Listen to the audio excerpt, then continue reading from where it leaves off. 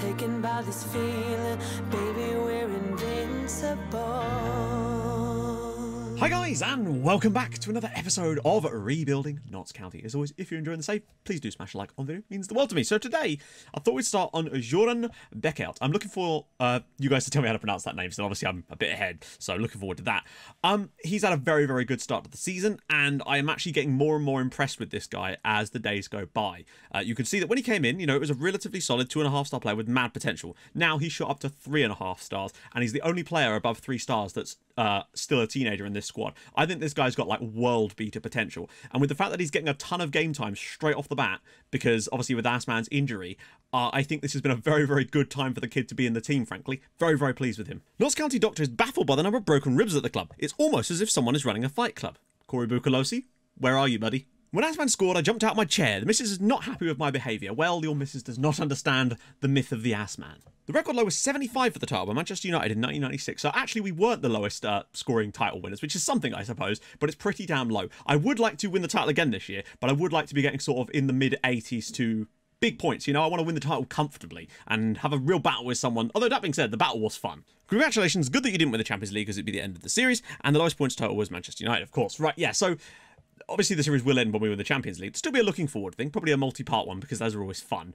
But yes, that's how things will go. And I think we're in with a really good shot at a Champions League tilt this season, to be honest.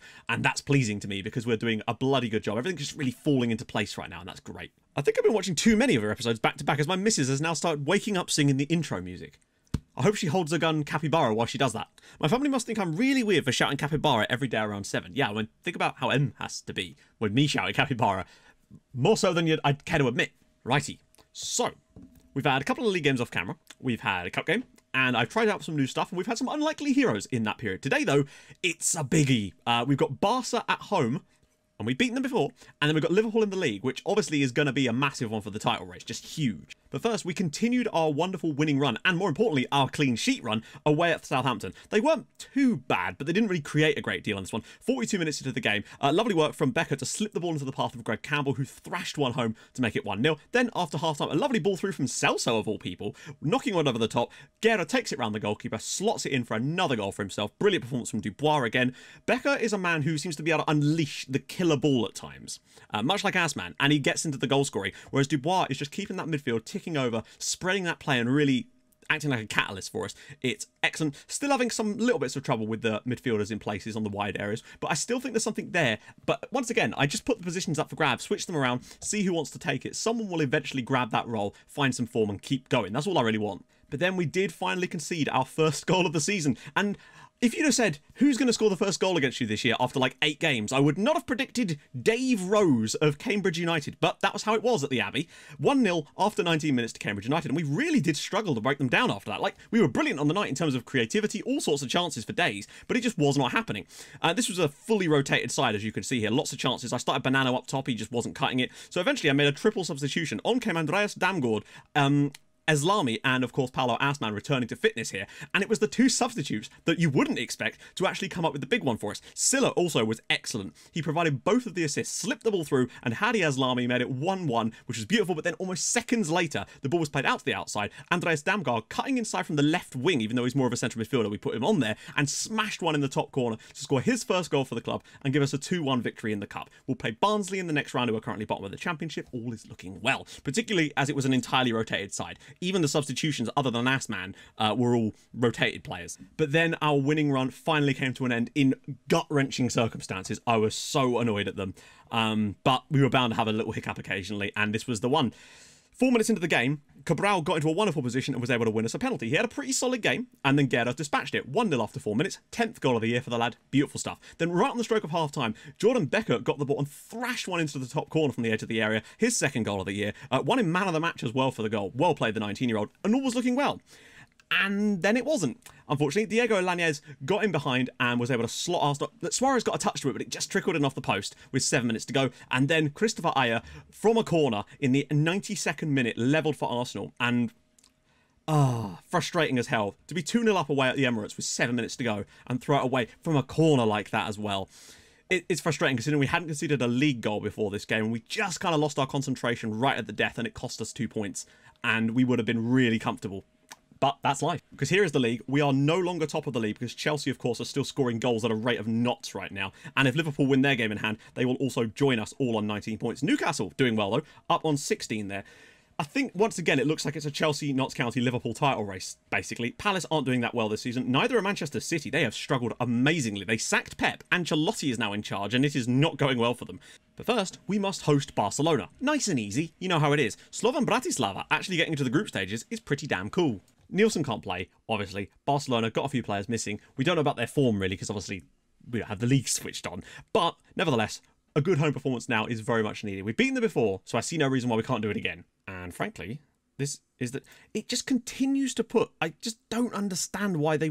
My assistant's like, no, we must have Silla in the team, even though he's done all right in that one game. But, like, come on. My man Becker's got to be the man for us right now. So the bench... Yeah, okay, it's going to be Keskin, Fernandez, Terraso, Turgerson, Pinto, Asman, and Aslami. I want to make sure we've got Asman on the bench right now, but the fact is I can't justify taking Becker out. He's playing so damn well at the moment, and I want to make sure that he gets his chance. You know, he deserves it.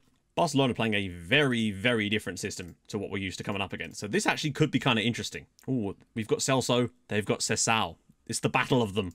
I'm actually tempted to give Tirso a couple of starts soon because Lever hasn't really set the world alight just yet this season. He seems to take a little while to get going each year. But when he does, he's on for it. If it starts to become obvious that we're not making ground through the middle, then we can switch to the wide areas. Jean Carlos. Oh, look at this. Goes past a couple through another guy too. Acevedo, who's already picked up a suspension in the league. Nice effort with the right foot as well. That's something I've really noticed. He loves just to sit there, takes one touch to set himself and gets those strikes away. It's how he scored the goal against Arsenal. It's really looking good. Guerra, can he turn and find the shot? Lever might. Oh, he's hit the post and Guerra puts in the rebound. Well, the most unorthodox of assists there from Darren Lever, but I mean, Jose Lelson Garrett, the son of war, 11 goals already this season. Let me think about this. We've played 8 games domestically that he started and 2 in this. So he scored 11 goals in 10 matches so far. The guy is on a bit of a tear so far this season. I reckon 40 goals is doable. Well, there's next to nothing happening right now. Defensively, we're tight as a nut, which is great. And we've got ourselves a lead to hang on to, which is great. Want to see a little bit more, though, for the second half, just to open this team up a little bit, find some warriors. And maybe it's because we've got Darren Lever on the pitch, actually, and he's compressing our wide... He's sort of giving us less on the wide areas than we would normally have, perhaps. So we might be able to... Tirso could actually do a job in this match, perhaps, coming off the bench. Miranda. Well... Nicolas Bonnet, and somehow Barca are level despite having no shots on target. Angry sipping intensifies. What? How is this not a... how is it not an own goal then? What even happens here? Ball across. And I guess it's because it's a slide tackle? Okay. But we're going to try something else. We're going to get Tirso on for Lever, even though he scored or provided the assist, because I want to see if having a bit more of a player that's not going to cut inside so much out there might stretch them a bit more and find some spaces for us. And Jean Carlos now with a chance. Like our last game was that 2-2 draw against Arsenal. We slowly let it slip, but today we need to fight to get the win. And I feel like we'd be justified in getting the win because they've not had a shot on target. Upamecano. Although I feel like they've kind of miscounted that still, but it would still only be one shot on target. Oh god, Andrade. And I think Celso might be getting red carded here. This game has suddenly gone from comfortable to... We're at 1-1 now with no shots on target, and now down to 10 men. Oh my god, and now we can't make any substitutions either. Andrade. Ball in for Barca.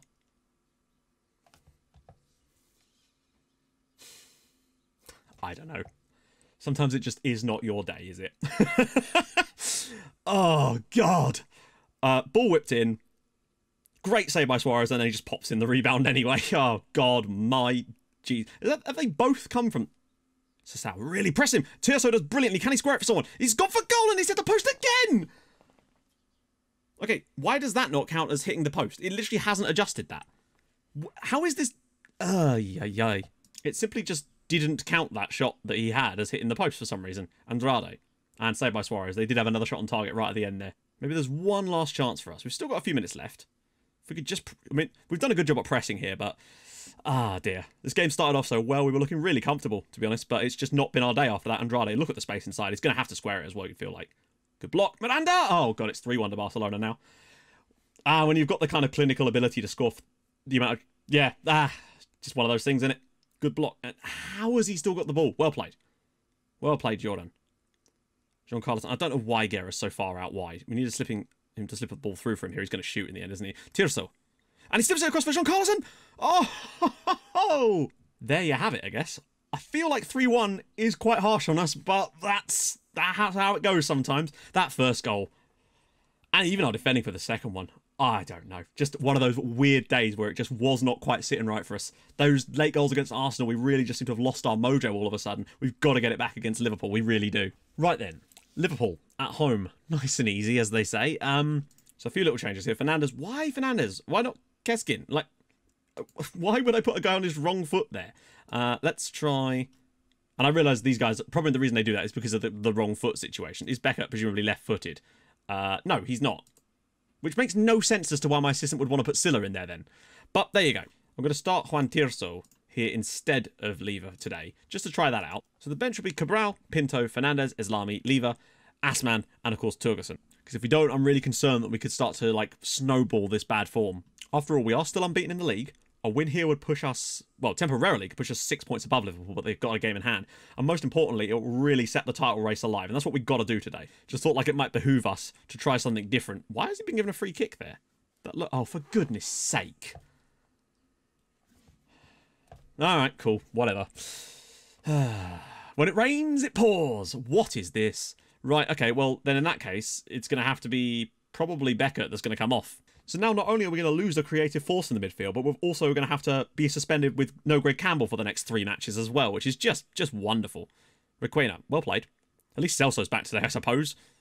Oh, just ghosts through that. Oh, nah, mate. Wait, oh, it wasn't a penalty. Wow, hang on, they actually didn't give the penalty.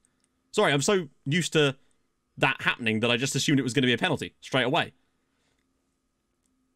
Go on, win it. How did he not win it there, Keskin? Well, that's 1-0 to Liverpool.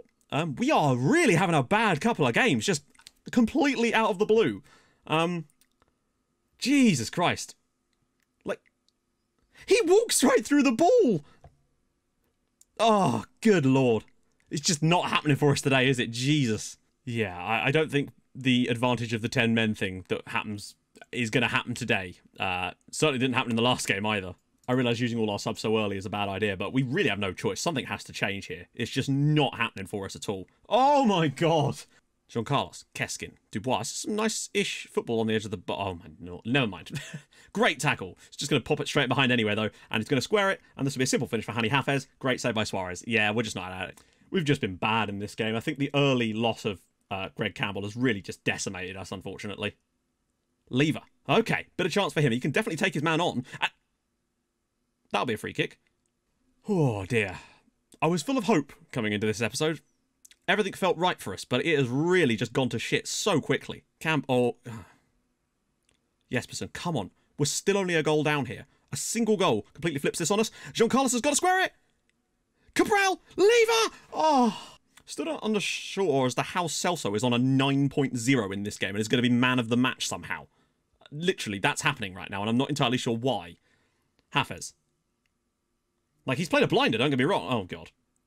Lever is just nothing. Notts County 0, Liverpool 1. What a load of shit. And by that, I mean our performance. The spate all of a sudden of just random early red cards again. Poor defending for Forbes. We just didn't look at the races at all today, unfortunately. Ever since that late moment against Arsenal, we have just not looked like the same football team. Just crazy stuff. Absolutely god-awful. So we're going to have to pick that up because that is unacceptable. To lose at home to Liverpool, very, very bad. We need to, I mean, we're still level at the top, but they both have games in hand on us now, and that's the last thing we needed right there. And yeah, the wheels seem to just be coming off a little bit, just wobbling slightly, which is very strange, but that's just how it goes, isn't it? So, going to come back in the next episode to do Zenits and actually, wait, how many of that's off camera? 3. I'm not sure if I'll do double live come or not, because we've got 4 games off camera in between there. And then that will make it a little bit easier for us to do, like, some more stuff. I don't really know how we're going to do this right now. Anyway, it's definitely going to be Zenit in the next episode, a very important one. We've got to get back on the horse here, frankly. It's insane! Literally, from the moment... I'm going to stop bringing that whole end of that Arsenal game. We just completely decimated us. Weird. Anyway, we must move on. If you've enjoyed this episode in spite of all that, drop a like on the video. That'd be tremendous. If you're new to the channel, subscribe. That'd be gorgeous too. And I'll see you guys very, very soon. Thank you so much for watching. And as always, hold your gun. Capybara. Thanks so much for watching. Bye-bye.